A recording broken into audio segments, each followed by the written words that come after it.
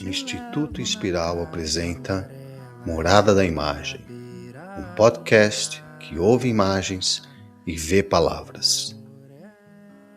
Episódio 10: A Ética da Estética. Olá a todos, a todas. Estamos a iniciar esse ano de 2026 com o nosso novo episódio 10, dedicado ao tema da ética da estética.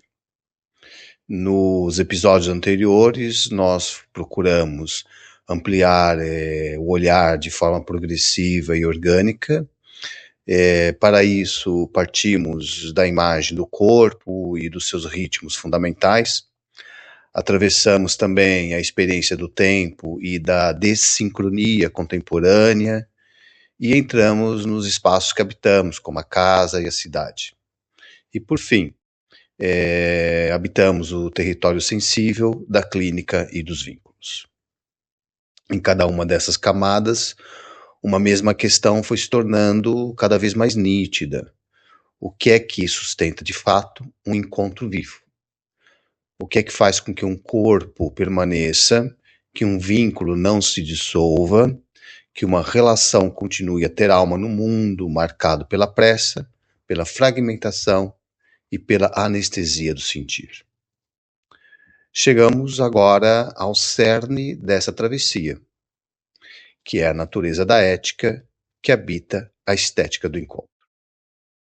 Não se trata aqui da ética moral tradicional, daquela dos códigos de conduta, dos deveres e proibições, do devo ser fiel, do não devo mentir, do certo e do errado em sentido normativo. Falamos de algo mais profundo, mais originário e delicado. Uma ética da fidelidade à imagem que um dia nos comoveu verdadeiramente. E essa ética nasce no momento em que honramos essa imagem que nos tocou a alma. No caso de Thomas e Teresa, do livro A Insustentável Leveza do Ser, de Milan Kundera, a questão ética não era devo ser o marido fiel. Era algo infinitamente muito mais íntimo, que era não posso trair a imagem da criança no cesto, se vocês se recordam bem. Abandonar a Teresa seria profanar essa imagem originária, essa metáfora fundadora do cuidado e do destino. Seria trair a própria alma, que ao ver aquela cena, reconheceu o chamado do amor e se comprometeu com ele. E essa não é uma imagem superficial, bidimensional, mas uma imagem viva, aquela que nos chama, nos atravessa e nos compromete. Por isso, a tarefa nunca é desmontar ou explicar demais essa imagem, essa metáfora, mas ao contrário, é escutá-la, procurar manter sempre sua chama viva, honrar o que ela revelou sobre nós, sobre o outro e sobre o tipo de relação que ali pediu passagem. Nas relações afetivas, isso se torna muito claro. Há encontros que nos colocam diante de uma imagem fundadora, como, por exemplo, uma imagem de cuidado, de abrigo, liberdade, pertencimento e até de destino. Por isso, o compromisso ético não é como uma regra abstrata, normativa, rígida, mas com essa imagem que reconhecemos como verdadeira. E é por isso que os conflitos amorosos doem tanto. Muitas vezes, o sofrimento não vem necessariamente de uma maldade do outro, mas do fato de que ele passou a violar repetidamente a imagem estética que um dia nos atraiu. A pessoa que foi um dia a encarnação da liberdade torna-se na rotina, no dia a dia, o literalismo da frieza e do descompromisso. Aquela parceira que um dia foi imagem do lar e de abrigo pode vir a se transformar na literalidade do aprisionamento. O que foi liberdade pode virar ausência. A ética da relação não exige rigidez nem fidelidade cega à imagem inicial.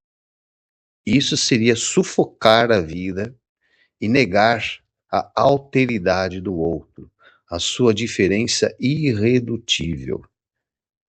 O que ela pede é algo mais exigente, um trabalho contínuo de realinhamento. Voltar, sim, repetidamente, à metáfora original com honestidade.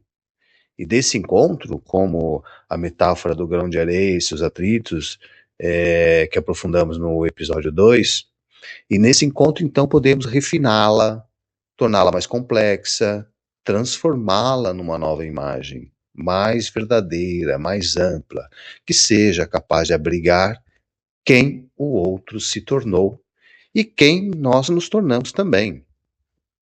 A convivência naturalmente traz atritos, fraturas e desilusões. Mas esses atritos não significam destruir a imagem que sustentou o vínculo. Eles podem, ao contrário, torná-la mais complexa, mais resistente, mais verdadeira. E isso, claro, se houver disposição para habitá-la com consciência, lapidando-a até que ela se torne mais resistente e, nesse caso, como uma pérola mais preciosa. Há, porém, um risco constante, que é o de esmagar a expressão viva do outro com as nossas idealizações. Quando transformamos a imagem em exigência fixa, rígida, deixamos de amar uma pessoa como ela é e passamos a exigir que ela encene um papel. A ética da estética pede o oposto disso. Pede a criação de um espaço sensível, onde a singularidade do outro possa existir sem ser violentada. Um espaço onde um vínculo não seja prisão nem dissolução, mas criação compartilhada. No fundo, trata-se disso. Cuidar da forma do encontro, honrar o que nos uniu sem negar o que mudou e sustentar um compromisso vivo com a beleza possível da relação. Essa é a ética da estética. Não uma moral do dever, mas uma responsabilidade profunda com aquilo que um dia nos fez dizer: é aqui. É, no fundo, criar em conjunto um espaço estético, sensível bastante para que a singularidade do outro possa florescer em plenitude.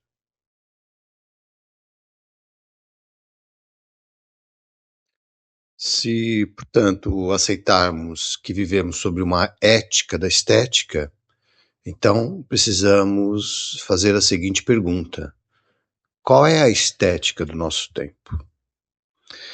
A estética dominante hoje é, em grande parte, em grande medida, bidimensional. O que isso quer dizer?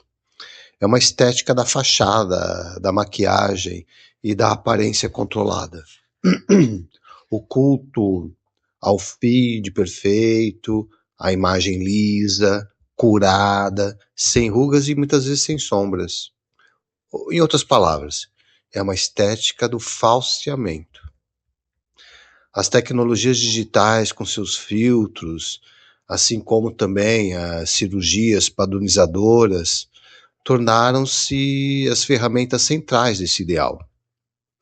Elas acabam por produzir imagens planas, sem profundidade, sem textura, sem a marca do tempo, sem as rugas que marcam a história da vida das pessoas.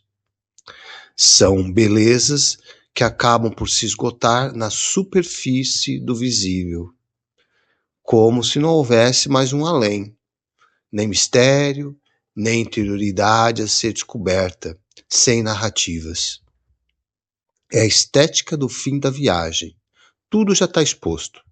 Nada mais resta para imaginar. Não há mais histórias para contar.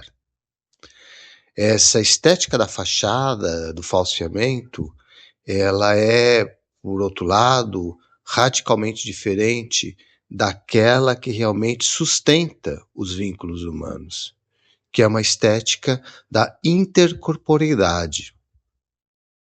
Enquanto a estética digital ela é visual e plana, a estética intercorporal ela é tridimensional, ela é sinestésica e temporal. Ela não se deixa capturar por uma lente. Ela se vive na duração da presença compartilhada. É, como por exemplo, falamos no episódio anterior, aquela estética da dança da mãe e seu bebê, feita de ritmo, de calor, de cheiro, toque, tom de voz, respiração, etc, etc, etc. É uma dança em que dois sistemas nervosos se regulam mutuamente. E é justamente essa corporeidade compartilhada que nos conduz à intimidade. Porque a verdadeira intimidade nasce quando nós percebemos que por trás do corpo do outro, com seus gestos, pausas e até tremores, existe uma profundidade que jamais pode ser totalmente capturada. A estética intercorporal não entrega uma imagem pronta, ela abre um horizonte. Cada gesto espontâneo é uma janela para a vastidão interior do outro. E talvez por isso, o grande conflito relacional contemporâneo seja o choque entre essas duas estéticas. De um lado, a estética bidimensional de fachada, que promete a pessoa perfeita, sem falhas, sem fricção, sem conflito, e do outro lado, a estética intercorporal, que nos devolve a pessoa real, de carne e osso, cheia de vida, limites e profundidade. Portanto, as relações afetivas no século XXI é também um ato de resistência estética. É escolher a beleza tridimensional do encontro vivo em vez da imagem lisa e controlada do ideal. É preferir a textura imperfeita, mas verdadeira, da presença à superfície brilhante e fria de um perfil digital.